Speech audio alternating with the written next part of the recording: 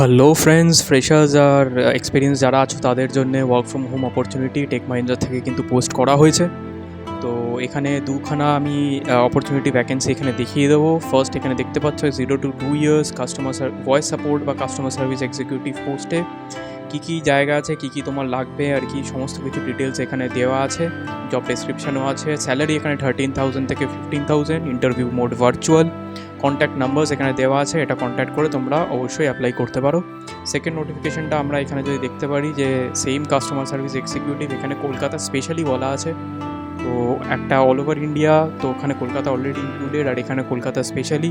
এখানেও রিমোট দেওয়া আছে।